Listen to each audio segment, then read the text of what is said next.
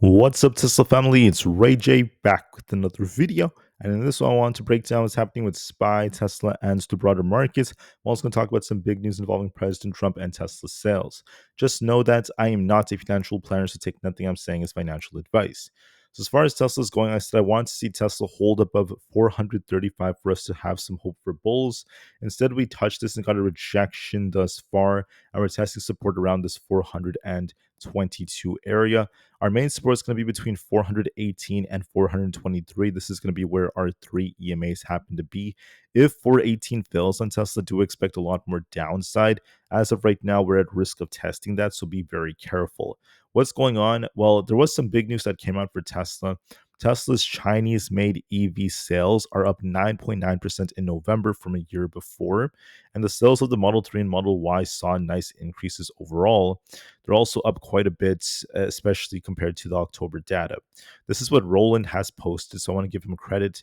He mentioned that in November, Tesla's Giga Shanghai wholesale sales, local in China, and exports were 86,700 Model 3 and Model Ys.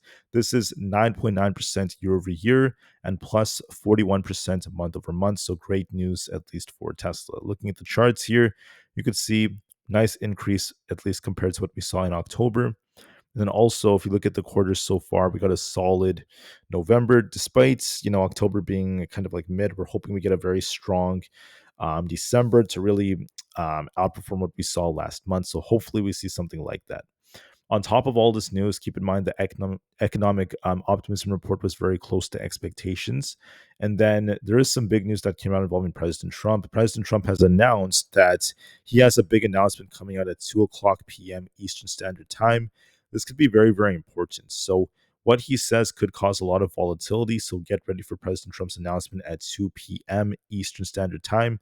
Will he cause the market to pump or does he give us a big rug pull? So, be very careful. We will see just to be safe.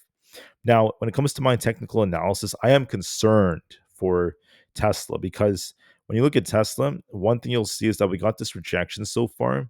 And then on top of that, we had a rising wedge rejection that's starting to form. And there's this gap down here at 393.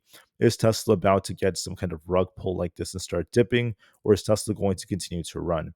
If you're bullish, you want to see us break 435. If you're bearish, you want to see us lose around 418 to 420.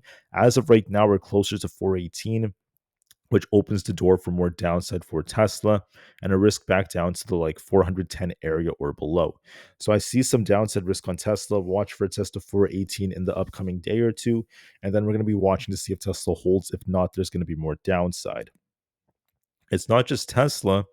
It's also because of the overall markets. If you look at SPY, for example, we had a rising wedge like pattern. We got a rejection, at least thus far. And on top of that, SPY is rejecting as well. So what I mean is that look at the times when SPY was at 685. We pushed, rejected, pushed, rejected, pushed, rejected, and dropped hard. Look at the second time we pushed, rejected, pushed, rejected, pushed, rejected, and dumped. And the same thing is happening here, right? We pushed, rejected, pushed, rejected, pushed, rejected. We tried to push this morning. We got another rejection. It just shows that we're struggling to break past 685 to be bullish. If we don't get it back above that, we could be continuing to fall back down to 680, then 678 or below on SPY. So we're in a consolidation, but there's downside risk, in my opinion, if we can't get back above 685. On the QQQ, we're consolidating, but notice that so far we're struggling to hold above 625. This is also where the QQQ got a lot of rejections in the past. So you want to be very careful if you get a pivot here. We want to see if this could hold at least 618. If it doesn't, we could be dipping to 614. So be careful as the downside risk is there. On the IWM, we basically have a head and shoulders like pattern. We're going to see if 245 holds. If not, we could be dipping to 242. On ES, we also have a consolidation between 6860 and resistance.